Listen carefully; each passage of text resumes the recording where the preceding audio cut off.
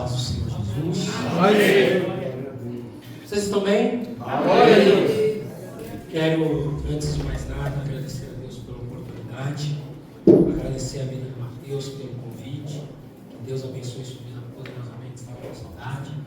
Max, lá na porta, muito orgulho de ver o Max como diácono. É uma bênção. E o Breno não veio. Glória a Deus. Meus três únicos e alunos, né? Meus três únicos e meus três alunos únicos e preferidos dessa igreja. Mas pode ter mais.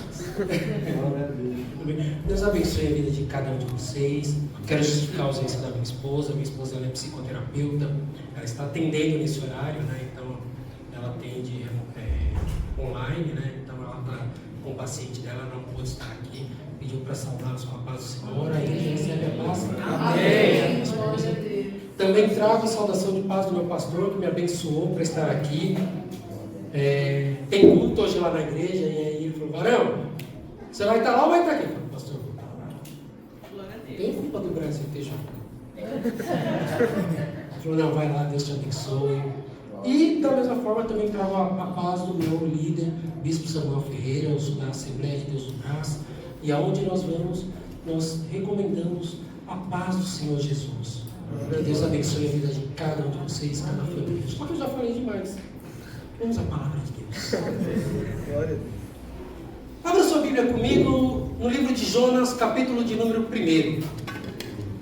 E enquanto você vai abrindo aí a sua Bíblia, Jonas, capítulo de número 1,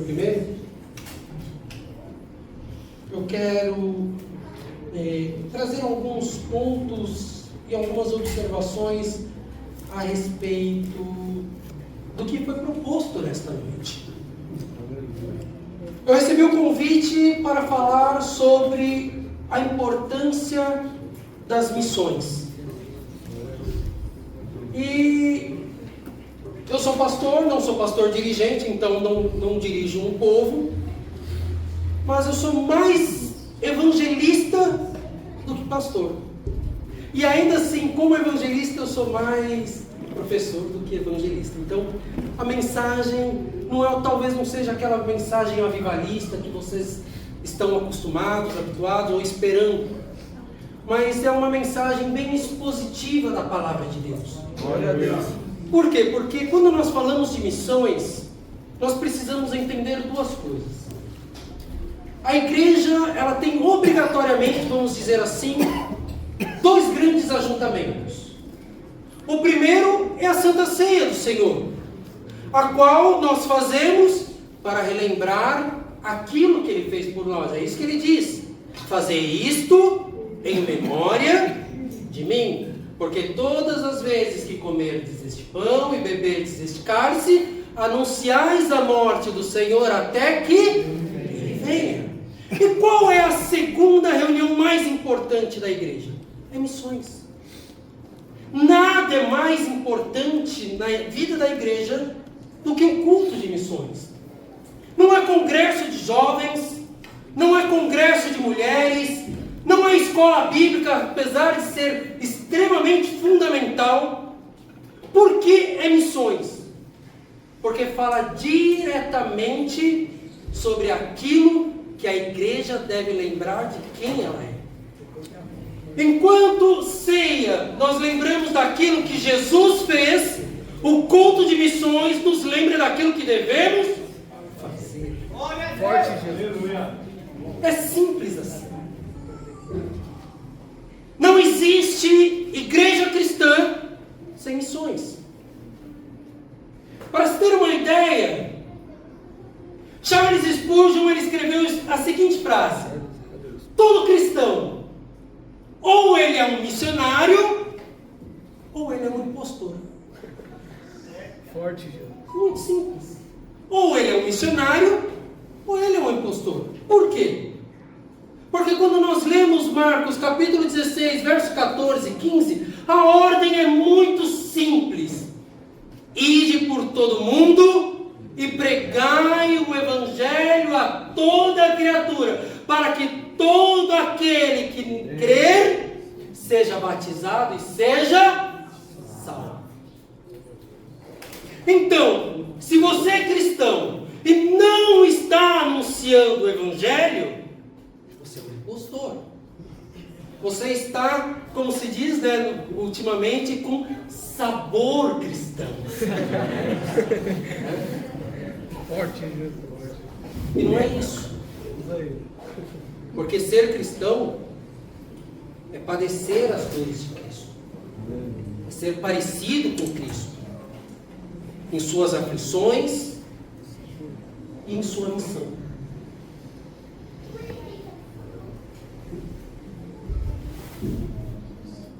David Livingstone, ele fala assim: Deus teve um único filho e fez dele um missionário. Por que isso?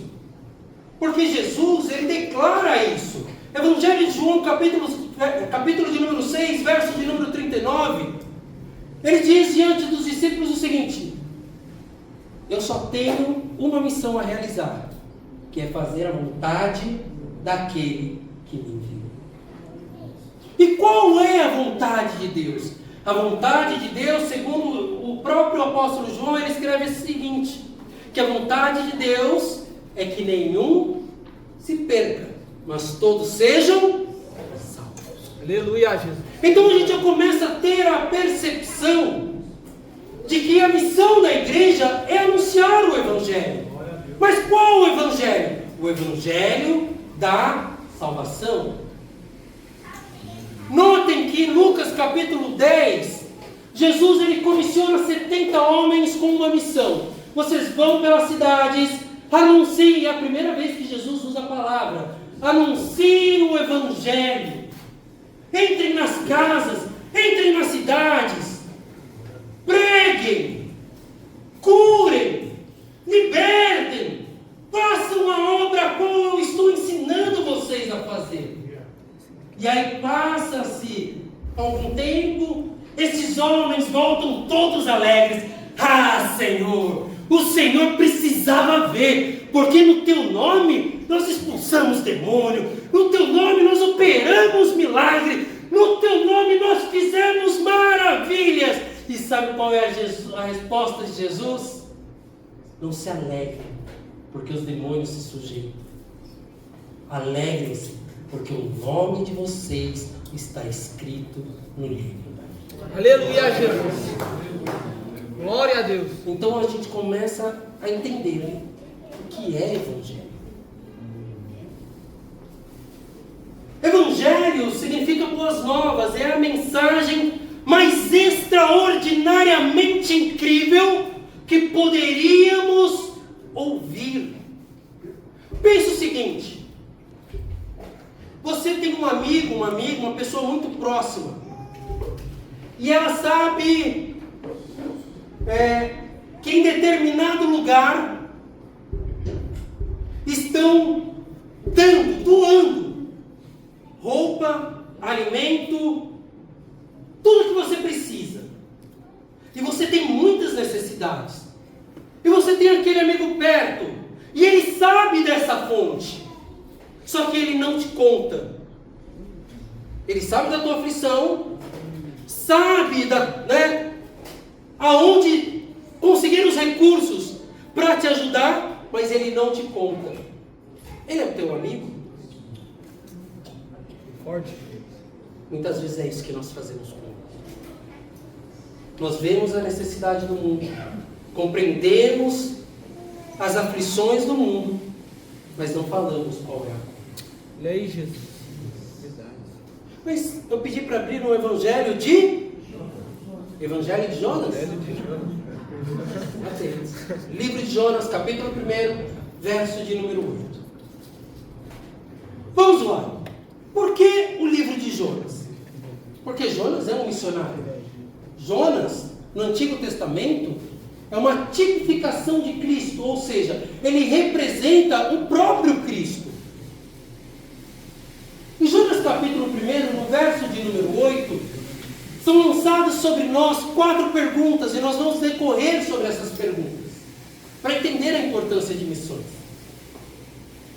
Mas antes de chegar nas 4 perguntas, vamos relembrar panorama, o contexto histórico a qual Jonas vivia. Jonas era um homem judeu, fervoroso, conhecia a Deus. O próprio livro diz que ele conhecia a Deus. Ele declara com a sua própria boca, no capítulo de número 3, no capítulo de número 4, que ele conhecia a Deus. E olha só, Jonas, conhecendo a Deus, ele recebe uma missão. Qual missão é? Pregar para o povo inimigo. É difícil. Extremamente difícil. E aí o que ele faz? Ele foge. Vocês sabem por que Jonas ele foge? Porque a cultura daquela época era muito interessante. As pessoas, as nações, cada um tinha o seu próprio Deus. E esses deuses, com D minúsculo, eles eram considerados territoriais. Então você tinha o Deus da montanha, você tinha um Deus nas árvores, você tinha um Deus nos rios, você tinha um Deus nos vales, você tinha um Deus nas campinas, você tinha um Deus nas cidades, você tinha um Deus dos países. Em cada lugar tinha um Deus. Com este pensamento, o que Jonas pensou? O Deus de Israel. É o Deus de Israel. Então, se eu não estiver em Israel, Deus não estará lá. Por isso ele decide fugir para outro lugar. E então, Deus ele faz o seguinte. Você achou que realmente poderia fugir da minha presença? Bom, Jonas compra uma passagem em um navio e decide ir para a região de Tarsis, que fica ao sul da Espanha. E aí, no meio da navegação, Deus envia uma forte tempestade, a ponto dos marinheiros entrarem em desespero e começarem a lançar a pique, ou seja, lançar do barco as cargas. Para quê? Para que ninguém morresse. E como eles eram supersticiosos, eles começam a lançar sortes entre si para descobrir qual a razão daquela tempestade. Por quê? Porque eles perceberam que aquela tempestade não era natural. Tinha algo errado. É como a gente pergunta, e o mundo pergunta: por que há tanta maldade no mundo? Se Deus é tão bom, por que tanta gente passa necessidade? Porque há razões que não são naturais. E aí então, chegaremos às 4 perguntas. Jonas capítulo 1, verso 8, diz assim: E então lhes disseram, porque encontraram Jonas dormindo. Olha a situação do profeta. Jonas estava dormindo no porão. E então acordaram a Jonas e lhe disseram: Declara-nos tu agora, por que razão nos sobreveio este mal? Qual ocupação é a tua? De onde vens? E qual a terra e de que povo és tu? 4 perguntas. São 4 perguntas que revelam o caráter do cristão nos dias de hoje. Elas serviram para revelar o caráter de Jonas. E Deus ele nos lança essa pergunta em nossas faces, perguntando: quem é você? Eu dei um título para essa mensagem que eu amo muito. E a primeira vez que eu preguei essa mensagem foi tem a data aqui, 23 de fevereiro de 2020. E desde lá, toda vez que eu leio essa mensagem, eu me coloco no prumo. Glória a Deus. Então vamos lá ao primeiro ponto dessa mensagem.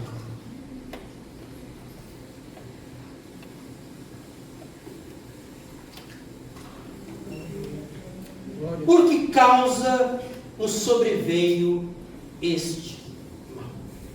É a pergunta que o mundo faz.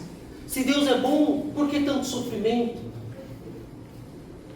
Por que nos veio este mal?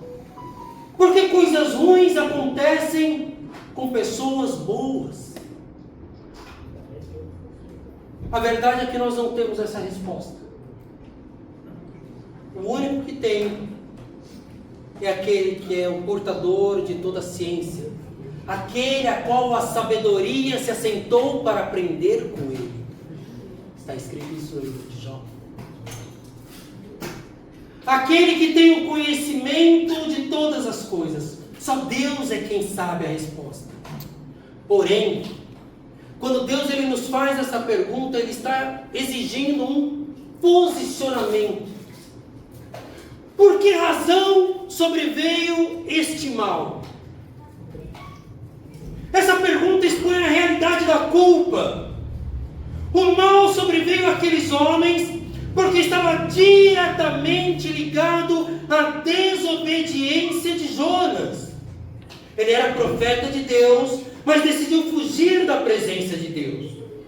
A tempestade não era um mero acidente, era um ato de disciplina do próprio Deus. E olha só o que acontece. Quando Deus ele resolve disciplinar, porque ele escreve assim em Apocalipse capítulo de número 3, verso de número 8, se não me falha a memória. Eis que eu repreendo a todo a quanto eu amo. Deus ele disciplina. Se a gente falar que Deus não disciplina, nós estamos pregando um evangelho de mentira. Porque o evangelho ele tem duas funções em nossa vida. A primeira é confrontar. E é isso que eu vim fazer esta noite. Confrontar a cada um de nós, começando por mim, a respeito do evangelho. O evangelho que não traz confronto à nossa vida não é evangelho.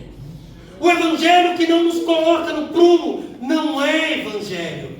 O evangelho que só mostra as boas coisas, aquilo que nós fazemos, não é evangelho, porque Jesus ele dá uma lapada forte e seca aos 70 discípulos, dizendo: não se iludam, porque estas coisas acontecem.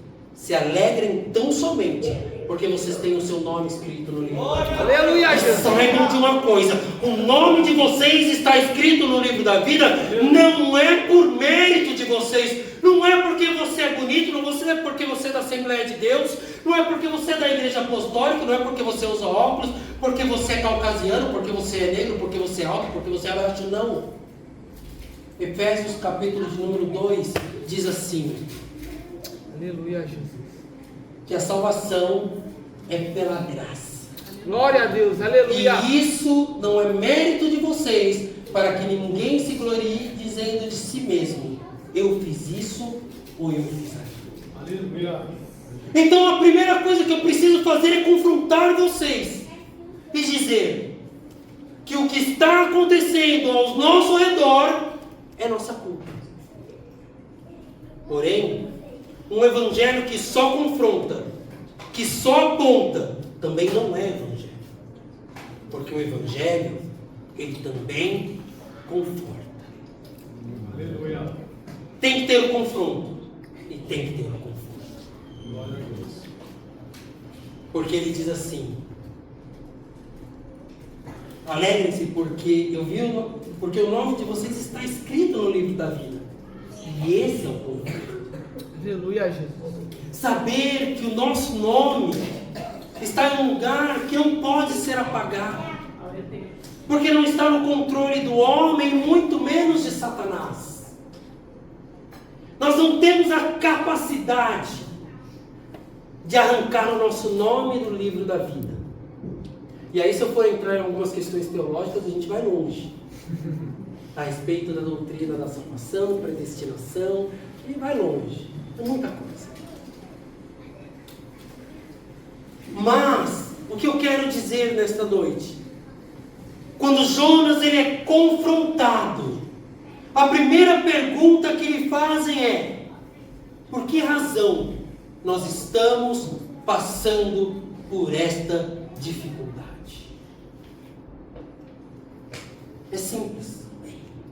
Nós estamos passando por essa dificuldade, por todos esses problemas, por todos esses males, porque ainda não conhecemos a Cristo em sua plenitude. Olha o que o apóstolo Paulo ele escreve aos Efésios: e o meu Deus, segundo as suas riquezas, suprirá todas as vossas necessidades em glória por Cristo Jesus, nosso Senhor. Amém. Glória a Deus, aleluia. Quando nós conhecemos a Cristo em sua plenitude, nós vamos entender que todo o mal que nós passamos, tudo isso é passageiro. Glória a Deus. Como já foi falado aqui, os males que passamos neste tempo presente não há de se comparar com a glória que há de ser revelada em Cristo Jesus, nosso Senhor. Ou seja, todas as nossas dificuldades, todos os nossos problemas hão de ser supridos em Cristo Jesus e não podem ser comparadas com a glória que há de ser revelada. Aleluia, Jesus! Glória a Deus! Por que veio este sobremal? Por que nos acontece tudo isso? Porque ainda não conhecemos a Cristo em sua plenitude. Aí a segunda pergunta que é lançada é a seguinte: qual é a tua ocupação? Ou seja, o que você faz da sua vida?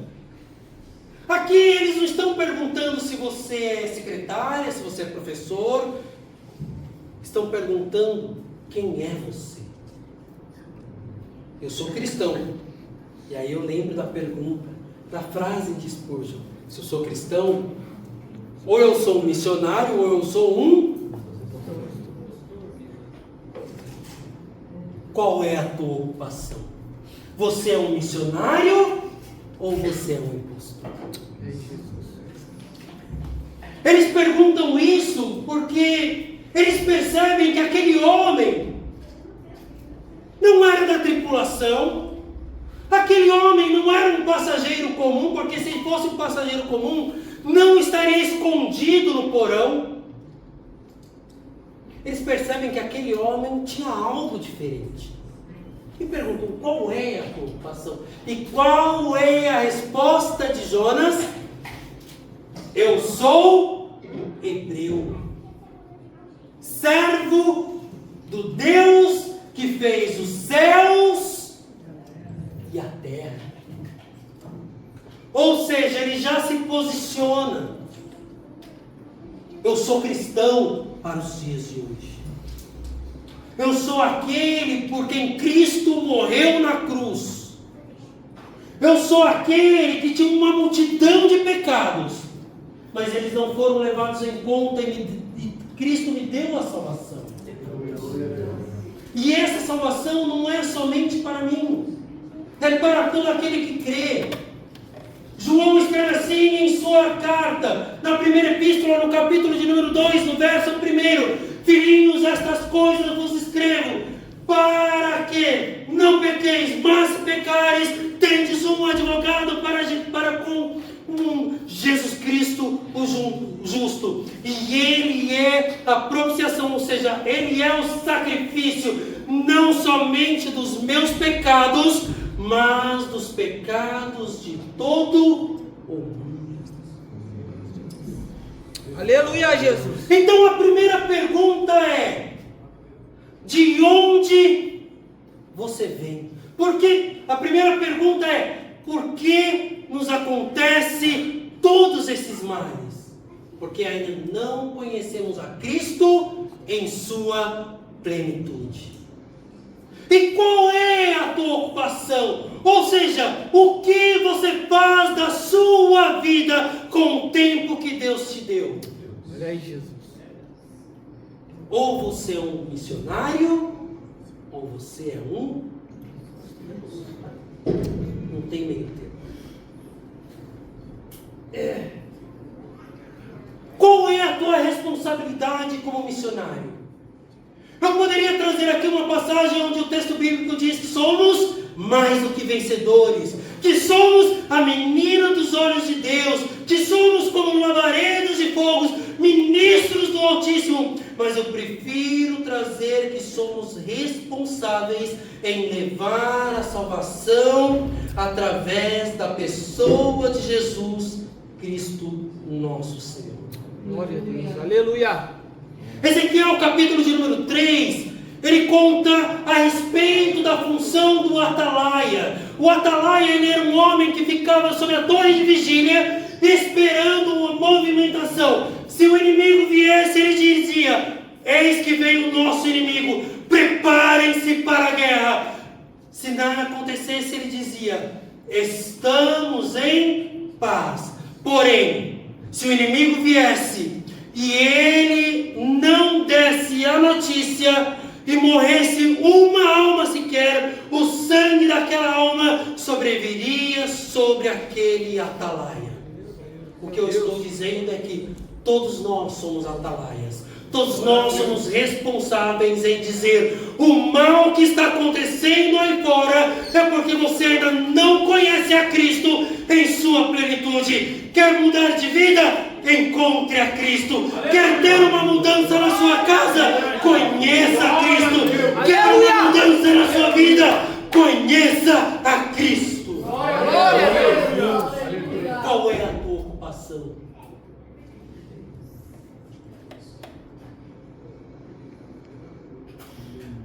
A terceira pergunta diz assim: de onde vens? Isso fala diretamente da nossa origem.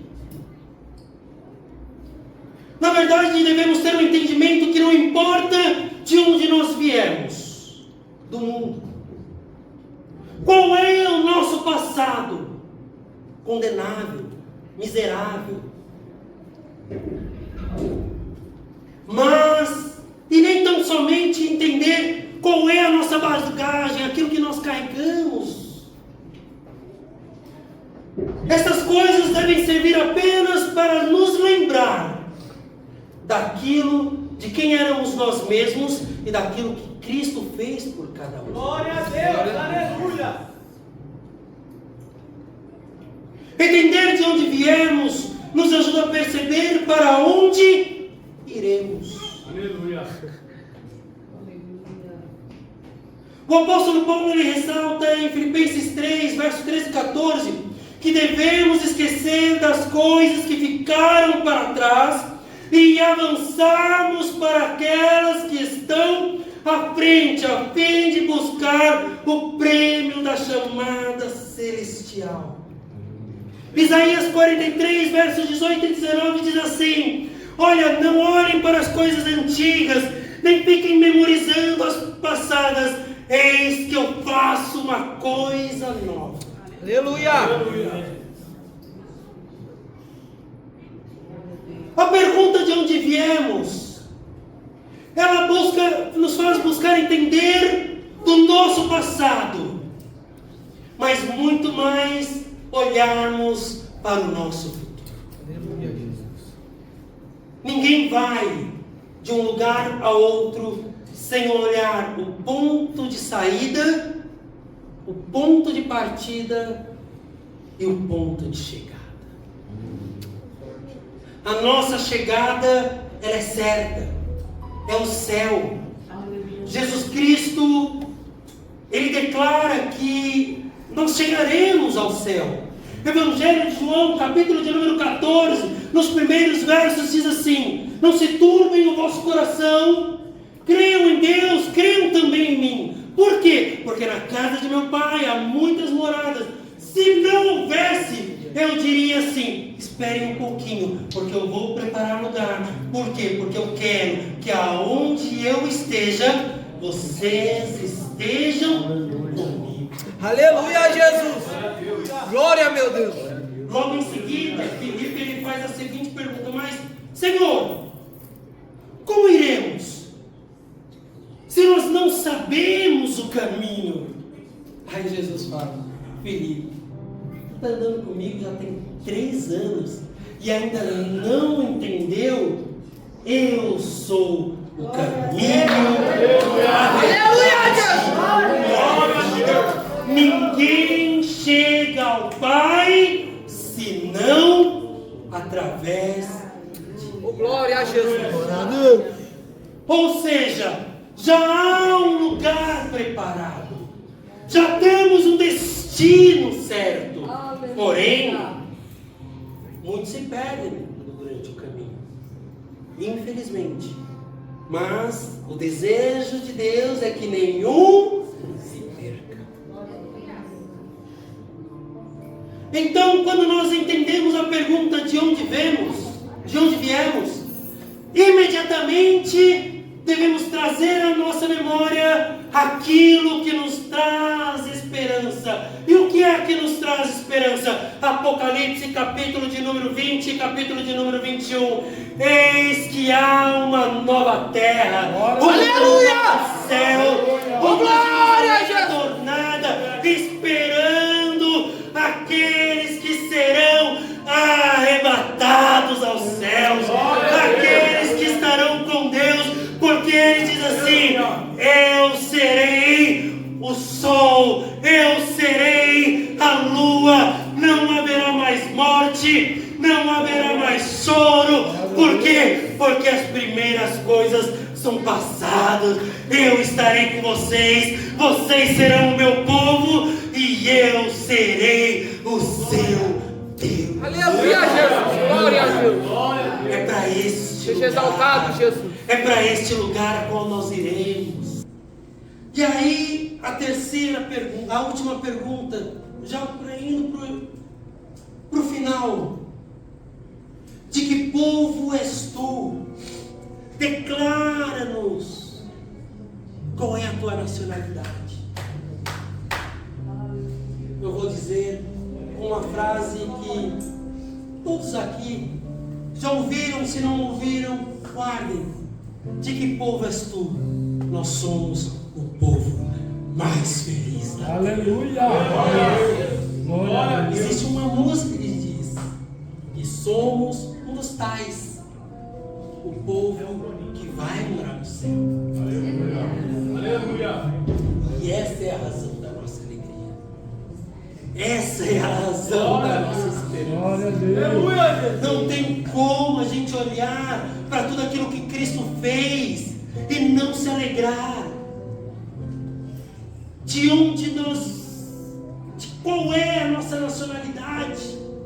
Olha só, 1 Pedro capítulo 2, verso 11 diz que nós devemos ser como peregrinos e forasteiros, porém somos cidadãos dos céus. Ou seja, nós não somos dessa terra. E existe um aspecto muito peculiar, principalmente ao povo brasileiro. O povo brasileiro, ele tem a síndrome de vira-lata. E agora, falando em Copa, é muito assim. O que é a síndrome de vira-lata? É aquela pessoa que olha e nunca está satisfeita. Um exemplo bem cotidiano. A nossa seleção brasileira não é a melhor que já tivemos. A gente olha lá, meu Deus, será que vai? Será que não vai? Mas vai um argentino falar mal da seleção brasileira. Não é? Rapaz, a gente incorpora, né, desculpa a expressão, a gente incorpora o Pelé. Né? O Nelson Rodrigues, que foi um grande cronista, jornalista, que morreu alguns anos atrás, apaixonado por futebol, apaixonado pelo povo brasileiro. Mas o que eu quero dizer? O povo brasileiro, ele tem a síndrome de vira-lata. Ele gosta de falar mal da própria terra. E às vezes, dentro da igreja, é isso que acontece. Não estamos satisfeitos com a liderança. Verdade. Não estamos satisfeitos com o grupo de louvor. Eu acho que ele poderia ter cantado outro hino, né? Culto de missões poderia ter cantado outro hino. Eu sou uma Assembleia de Deus, poxa, nem o colinho da água.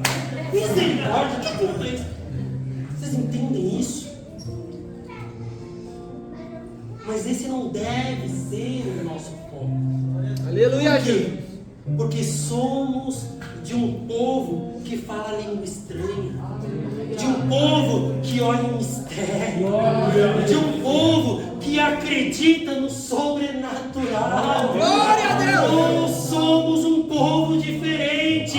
Sabe o que o apóstolo Pedro fala? Fala que nós somos nação santa, o povo Aleluia, adquirido, sacerdócio real, nação escolhida. Aleluia, Jesus! Glória, meu Deus! E como embaixadores desta nação, devemos falar muito bem desta nação. Aleluia! Porque para o lugar onde eu vou, não haverá mais morte. Não haverá mais chuva. Para o lugar que eu vou, o inimigo da minha alma não terá vez. Para o lugar que eu vou, tudo isso que eu passei é passado. Porque para o lugar que eu vou viver todas as bem-aventuranças que eu não vivi nesta terra. Aleluia, Deus. Aleluia, glória a Deus. Nossa terra é um lugar que é a compreensão, que a nossa compreensão é capaz de alcançar. João, em sua simplicidade, ele descreve o novo céu e a nova terra, a nova Jerusalém, da seguinte forma: é um lugar que tem ruas de ouro, muros de jaspe, é um lugar que tem paredes de cristais, as suas portas são adornadas com pedras preciosas, ela está flutuando no céu e ela descerá. Isto é uma visão. É como se eu dissesse: olha, o céu é melhor do que o Alphaville, o céu é melhor do que o Morumbi, o céu é melhor do que Dubai. Aleluia, Jesus!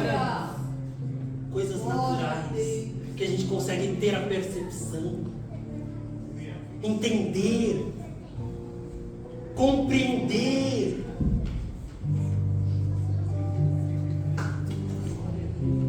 A mensagem do Evangelho, ela traz uma esperança de que há uma vida eterna.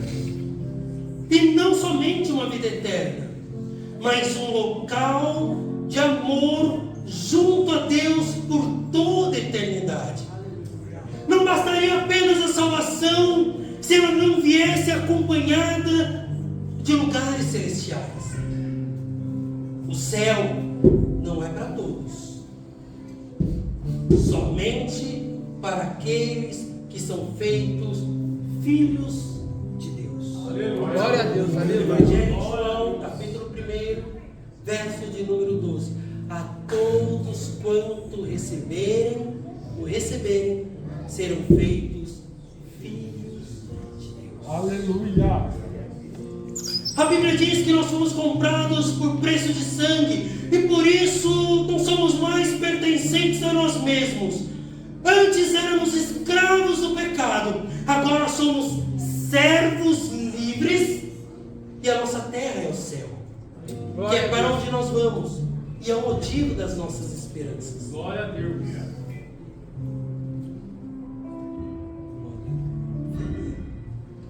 Eu quero concluir esta mensagem da seguinte forma: entender que a expressão de que somos mais do que vencedores diz a respeito daquele castigo do pecado por nós, fazendo-se em si mesmo participantes desta vitória. Glória a Deus. Jonas, ele foi missionário. E a mensagem que Jonas pregou é a mesma que João Batista pregou. E é pouca coisa por uma palavra, diferente do que Jesus pregou. Jonas, ele dizia assim: arrependam-se, porque virá a ira de Deus.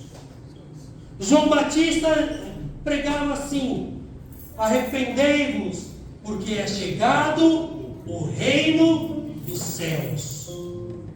E qual que é a diferença da mensagem de Jesus? Jesus, ele dizia assim: arrependei-vos, porque o reino do céu já chegou. Aleluia.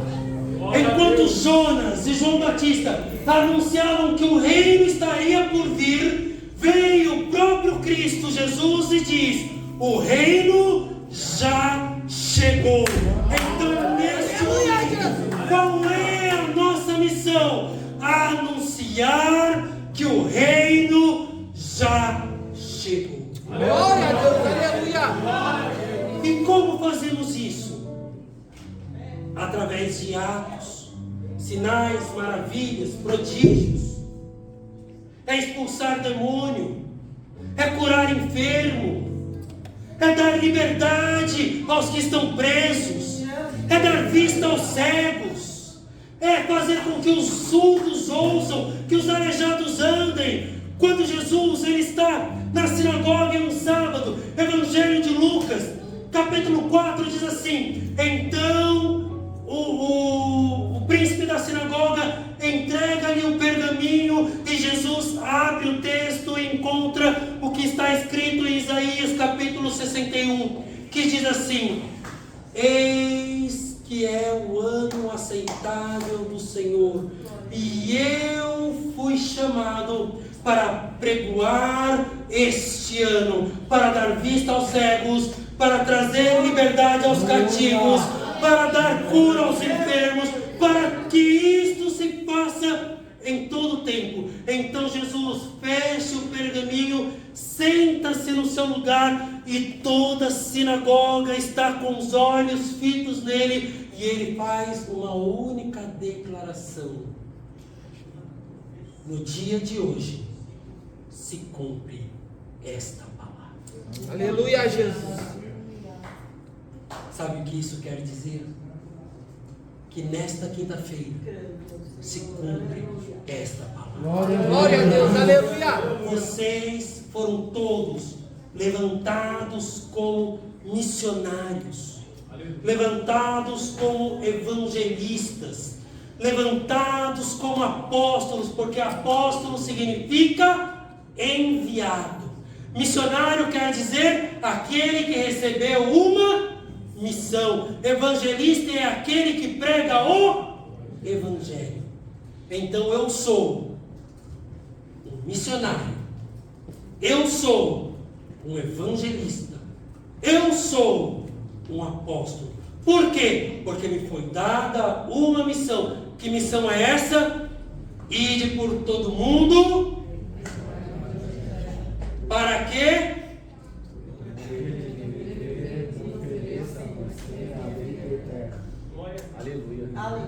Vocês conseguem compreender o peso do chamado? É impossível sair daqui nesta noite da mesma forma que entrou. Talvez nesta noite a gente cria expectativas, esperava algo diferente, mas a verdade é uma só. Jesus Cristo nos chamou a realizar uma obra, e você está realizando essa obra? Eu não tenho tempo. Missões se faz de 3 maneiras. Vocês sabem quais são as 3 maneiras de realizar missões? A primeira é indo, se lançando ao campo missionário. E quando eu digo campo missionário, eu não estou falando só de missões transculturais, mas as missões urbanas, dentro da cidade, dentro das nossas casas, na nossa vizinhança. Nós somos responsáveis por todo o mal que está acontecendo ao nosso redor. Enquanto não falarmos de Cristo, nós somos responsáveis em promover a mudança que o Evangelho traz à vida de famílias. A segunda maneira é orando por aqueles que foram.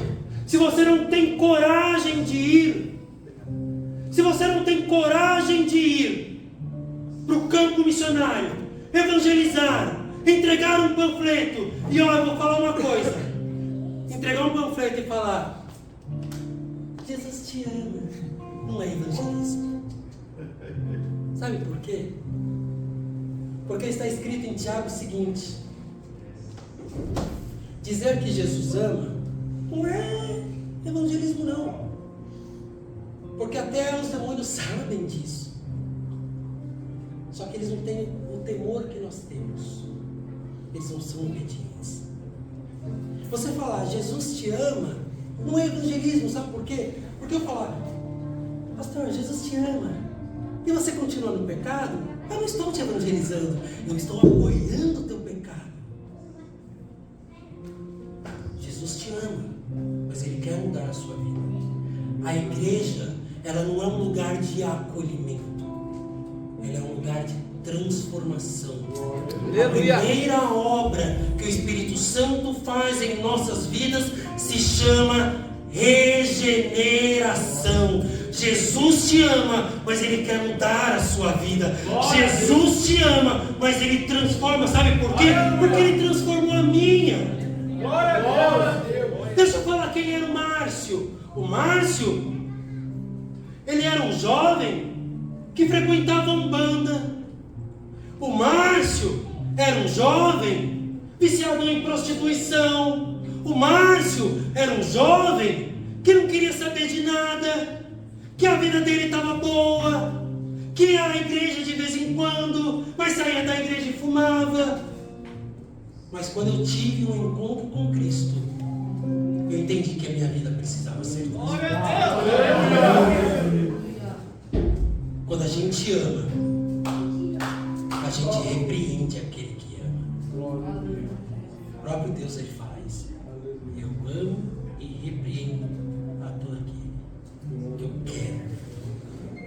Então, só dizer que Jesus te ama, estamos de acordo nisso? Vocês entenderam? Jesus te ama, mas quer mudar a sua vida. Ele mudou a minha. De onde vens? Não importa mais, é para onde eu vou. Aleluia, Jesus. Glória a Deus. E por último, missões se faz com doação. Então, as 3 formas de realizar missões: a primeira é indo, a segunda é orando por quem foi, e a terceira é sustentando a obra missionária. Você pode abençoar a vida de um missionário depositando um dinheiro. Não sei se essa igreja ela tem esse trabalho de envio de missionários, mas se não tiver, procure saber como funciona. Depois eu posso conversar com o pastor a respeito disso, dar algumas orientações. Formem missionários, pessoas preparadas para enfrentar o campo missionário. Mas para que isso aconteça, a igreja precisa sustentar. Eu não posso simplesmente enviar, por exemplo, o Mateus para o Nordeste e falar: Mateus, Deus te abençoe, vai, Jesus é contigo. Como disse com Josué: vai nessa tua força, varão. Como disse com Gideão: varão valoroso, o Senhor é contigo. Aí ele chega lá para plantar a igreja, para construir a igreja, para entregar panfletos, mas não tem um centavo para fazer isso. Passando fome, passando necessidade. Deixa eu falar uma coisa. Foi só quando o povo esteve no deserto por 40 anos que o sapato não gastava e a roupa não gastava. E que tinha maná de dia, todo dia. Pão e carne. Foi só naquela época. Hoje, a Bíblia nos mostra que mulheres sustentavam a obra de Jesus com doações. Forte. Então, se você deixa eu já aproveitar o gancho, pastor, o senhor me permite? Se você é dizimista, se você é ofertante, faça isso por amor à obra. Faça, porque a obra ela precisa. Nem sei se é no momento de oferta, mas agora vai ser também. Oferte com o coração. Porque quando nós lemos lá no Evangelho não, na carta de Paulo, onde diz que Deus ama quem dá com alegria, não é simplesmente um versículo bonito. Porque Paulo ele fala o seguinte no capítulo 16: olha, o meu coração muito se alegrou, sabe por quê? Porque quando eu soube que vocês souberam que eu estaria indo aí, vocês já vieram com as ofertas prontas. E ele fala ainda assim: olha, a igreja de Filipos, vocês são incríveis, porque mesmo na necessidade de vocês ajuntaram dinheiro para ajudar a igreja de Jerusalém que estava passando necessidade. Vocês estão passando necessidade, mas ajudaram outros que estavam passando mais necessidade. Isso é oferta.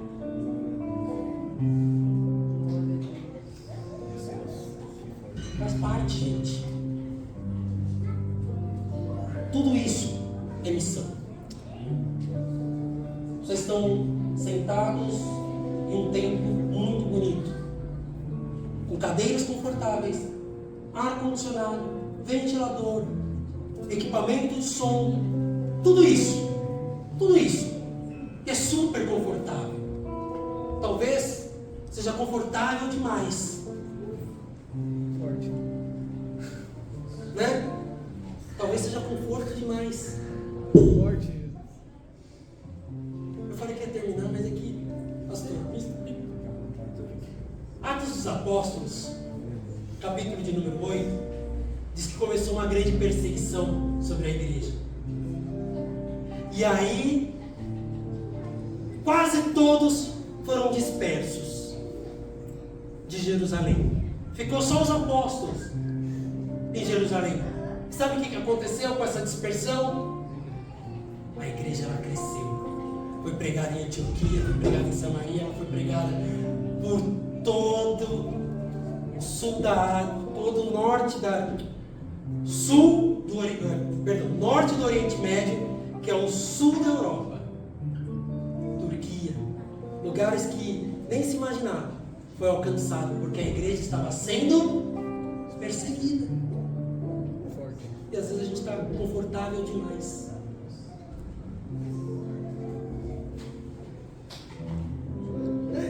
Nós fomos chamados para sermos missionários. Vocês passaram 30 dias em um mês falando a respeito de missões. Se você não sair daqui e falar: meu Deus, eu tenho que ser um missionário, então eu te convido a aceitar Jesus como Senhor e Salvador da sua vida. Que Deus abençoe a cada um de vocês. Muito obrigado pelo convite, pastor. Muito obrigado pela oportunidade. Eu sei que eu passei do horário, mas não tem como.